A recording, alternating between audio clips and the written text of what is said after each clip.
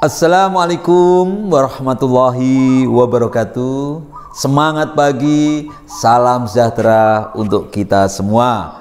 Kami sampaikan selamat datang di Asri Loka Wonosalam.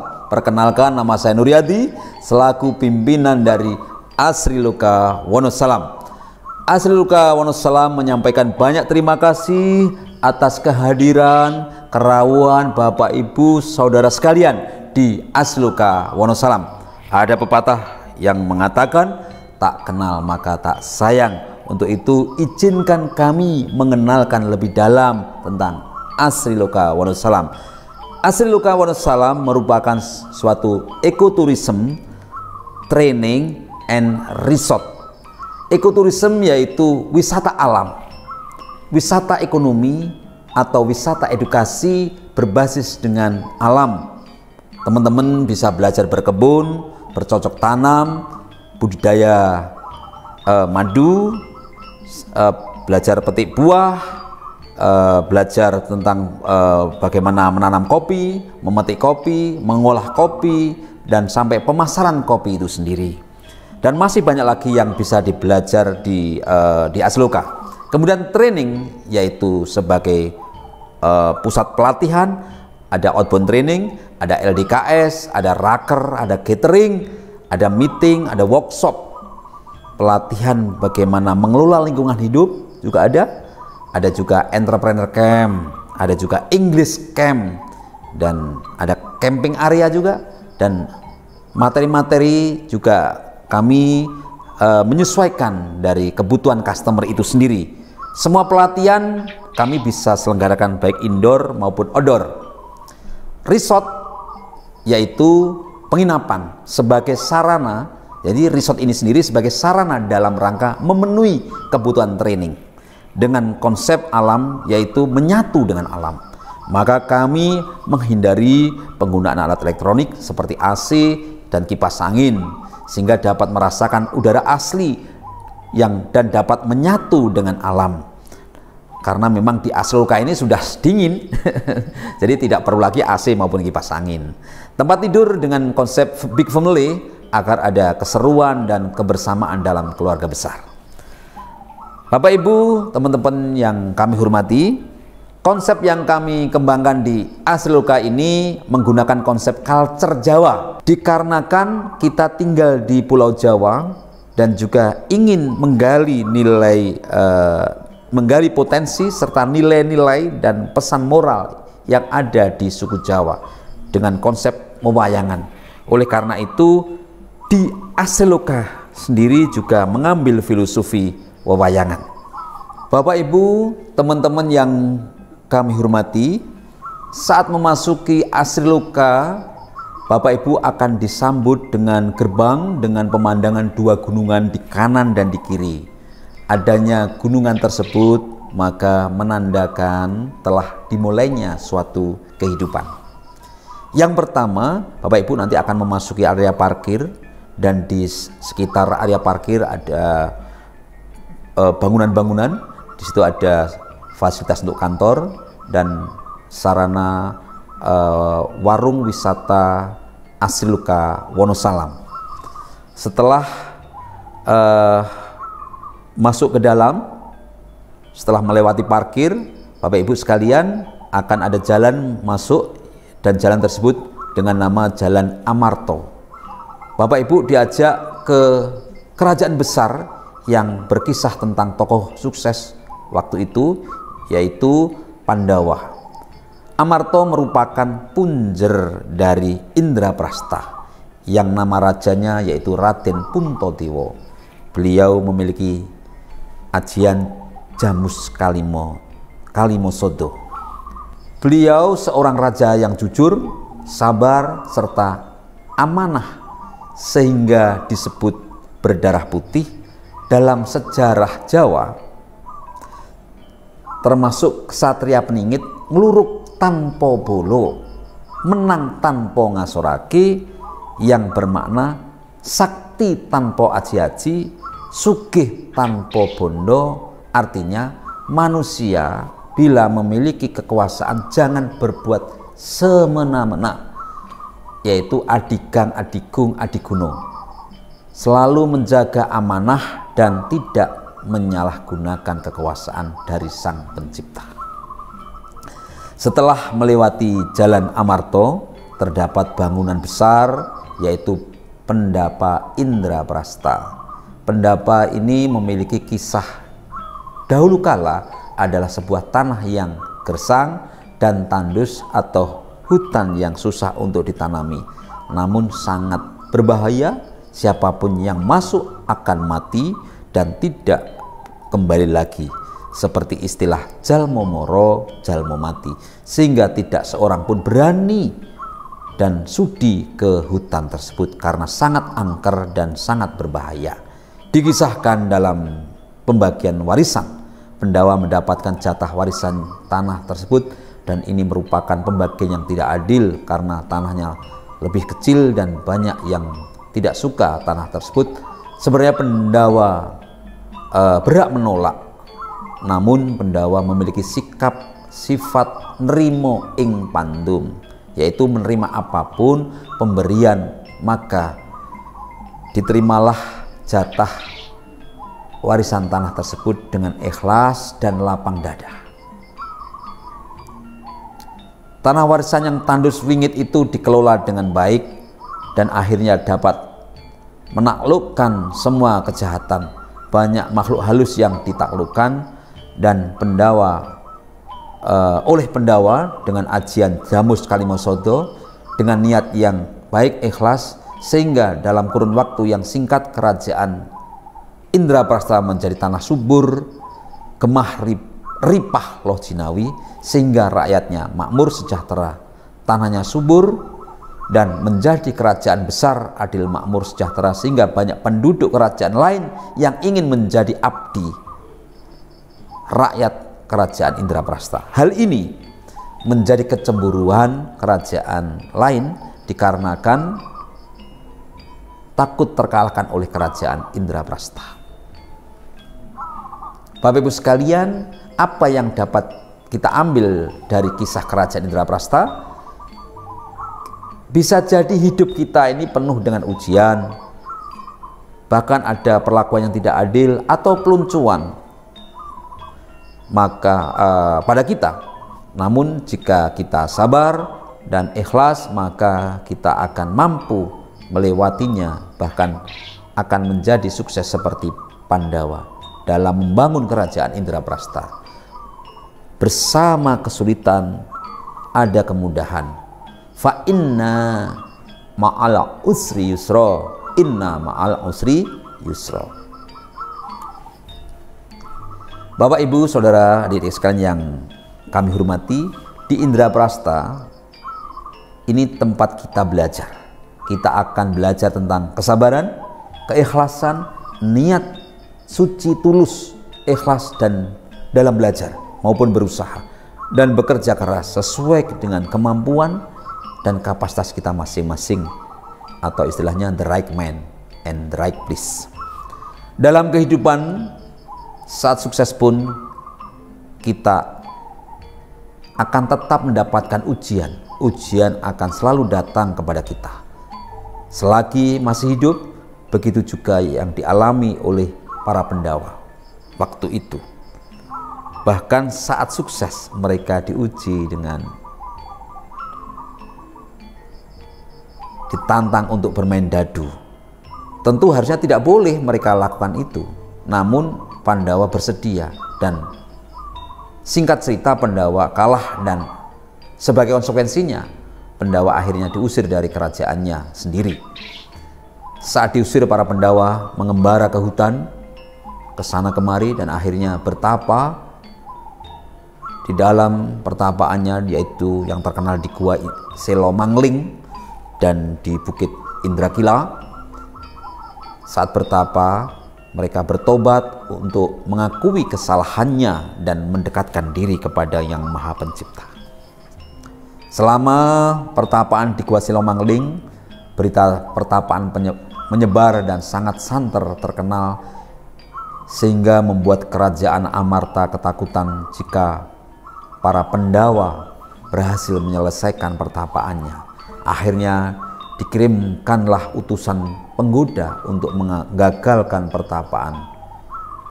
Ada 7 utusan yang mirip bidadari diutus untuk menggoda Arjuna.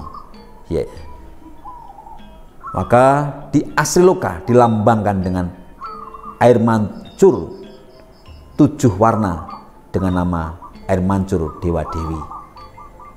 Namun karena Arjuna memiliki tekad dan kemauan yang kuat serta niat dan impian yang besar, maka berhasillah mengalahkan godaan dan singkat cerita akhirnya mampu menyelesaikan pertapaan, sehingga Arjuna dan para Pandawa mendapatkan kesaktian dan kemuliaan yang lebih tinggi.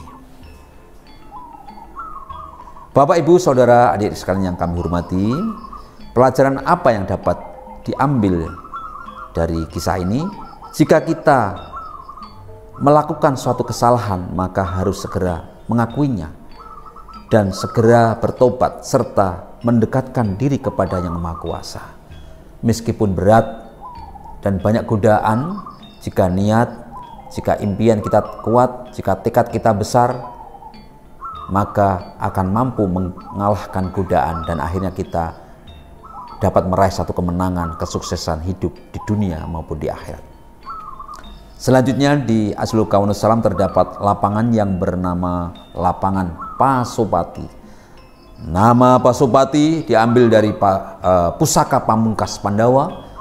Dalam filsafat Jawa, panah artinya sawiji, harus konsentrasi, greget artinya semangat, senggoroso artinya percaya diri, oraningku artinya memiliki tanggung jawab. Maknanya kita hidup harus searah, anak panah, memiliki keyakinan kuat tanpa ragu, tapi terukur dan penuh tanggung jawab. Dalam hidup kita harus punya cita-cita, impian, maka tujuan itu harus jelas tujuannya, layaknya tajam seperti ujung panah dan tegak lurus batang panah, yaitu memiliki integritas, akhlak mulia, mampu menempatkan diri dengan baik, beretika dan sopan santun. Jangan sampai dalam mencapai cita-cita melupakan etika, tata krama, sopan santun. Hal itu dapat membahayakan diri kita dan orang lain. Layaknya seperti kita memanah tanpa etika, tentu akan sangat membahayakan diri kita dan juga membahayakan orang lain. Teman-teman yang Bapak Ibu sekalian yang kami hormati, kita di Asriloka saat malam hari, saat beristirahat di Asriloka telah menyediakan 2 model penginapan. Yang pertama yaitu dengan nama Graha Dewi Kunti dan Griya Arimbi. Graha Dewi Kunti yang melambangkan nama ibu dari Pandawa, sosok seorang ibu yang mampu mendidik anak-anaknya sehingga menjadi sosok ksatria yang berbudi luhur, yaitu para Pandawa dalam menjadi seorang Pandawa yang hebat-hebat luar biasa. Dalam mendidik anak-anaknya, Dewi Kunti selalu bersifat jujur, tulus, terbuka, dan mereka setiap malam suka kolwat atau berdoa, sehingga mampu melahirkan anak-anak yang bertanggung jawab. Apa yang dapat kita ambil pelajaran dari nama Ibu Dewi Kunti? Kita menjadi sukses ada tentu bukan karena peran kita sendiri, namun ada peran seorang ibu yang senantiasa berjuang, berkorban, dan berdoa tanpa mengenal lelah. Maka kita harus menghormati orang tua kita, ayah ibu kita, terutama yaitu ibu kita. Selanjutnya yaitu ada penginapan Griya Arimbi, yaitu nama Arimbi diambil dari sosok wanita raksasa yang buruk rupa namun berjiwa mulia. Sebagai penguasa kerajaan Pringgondani, Dewi Arimbi berkeinginan menjadi istri Werkudara, namun ditolak.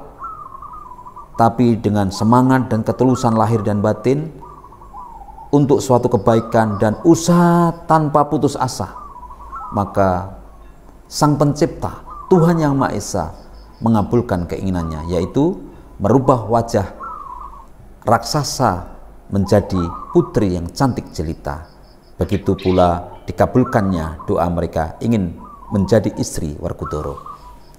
Apa yang bisa kita ambil pelajaran dari kisah Dewi Arimbi?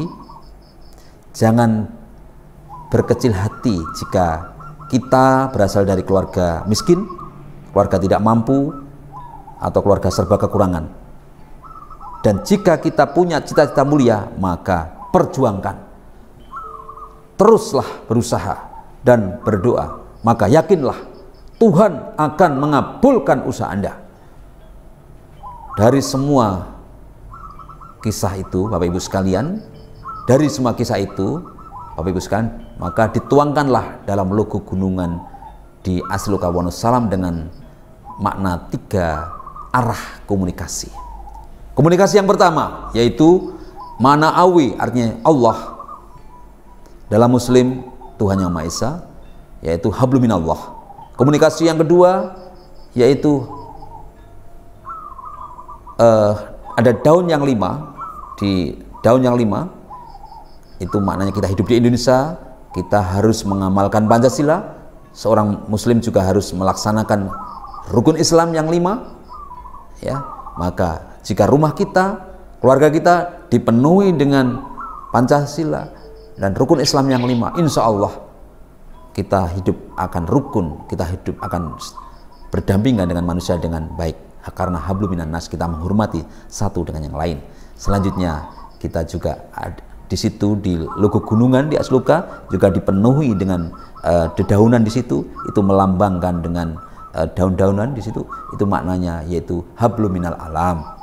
Hablum minal alam artinya kita juga menjaga lingkungan, menjaga tanaman, ya, itu teman-teman sekalian. Maka tadi ada 3 komunikasi, saya ulang lagi, hablum minallah. Awali aktivitas kita selalu berdoa, niatkan kita selalu berdoa, niatkan kita karena ibadah kepada Tuhan Yang Maha Esa. Hablum minan nas, kita menjaga perasaan kita sesama manusia, menjaga hubungan kita baik dengan manusia. Hablum minal alam, kita menjaga lingkungan kita untuk selalu melestarikan lingkungan kita untuk selalu terjaga dengan baik. Maka jika kita mampu berkomunikasi dengan 3 arah komunikasi tersebut, maka dapat dipastikan akan mendapatkan kesejahteraan, kemuliaan hidup, baik di dunia maupun di akhirat. Maka untuk mengimplementasikan nilai-nilai tersebut, Asloka Wonosalam memiliki aturan atau tata tertib yang harus ditaati, yaitu yang pertama, tidak boleh membuang sampah sembarangan, atau tolong mari kita jaga kebersihan lingkungan. Yang kedua, tidak boleh berkata kotor atau berkata sembarangan. Yang ketiga, tidak boleh meludah sembarangan, ya, atau tidak meludah sembarang tempat. Yang keempat yaitu tidak boleh merusak atau memetik tanaman tanpa seizin. Yang kelima, selalu menjaga etika, sopan dan santun. Yang keenam, tidak boleh membuang pembalut tisu di kamar mandi, ya. Kemudian nomor 7, gunakan lampu seperlunya, matikan jika tidak digunakan atau jika sudah selesai. Nomor 8 yaitu gunakan air seperlunya, matikan keran jika sudah selesai. Nomor 9 yaitu tidak boleh merokok sembarang tempat. Bapak Ibu sekalian, jika mau merokok sudah kami sediakan, ada tempatnya. Nanti bisa tanya kepada panitia di mana tempat merokok. Khusus anak-anak kecil, kami harap tolong jangan merokok dulu, ya. Nomor 10 yaitu tidak boleh membawa senjata tajam dan narkoba tentunya. Dan nomor 11 yaitu budayakan kita selalu senyum, sapa, salam dan sopan santun, ya. Setiap ketemu seperti itu. Nomor 12 yaitu semua peserta wajib mentaati tata tertib itu. Jadi ini tata tertib ini berlaku untuk para tamu dan semua keluarga besar di Asloka Wonosalam. Itu yang dapat saya sampaikan. Terima kasih atas kunjungannya di Asloka Wonosalam. Selamat menikmati, selamat melaksanakan kegiatan di Asloka Wonosalam. Mudah-mudahan program-programnya, rencana kegiatannya bisa berjalan dengan baik, lancar, sehingga dapat tercapai apa yang diharapkan selama kegiatan di Wonosalam. Selamat melaksanakan kegiatan di Asri Loka Wonosalam. Salam dari kami Asri Loka Wonosalam, yaitu Asri Happy Ngangeni. Terima kasih. Demikian, wassalamualaikum warahmatullahi wabarakatuh.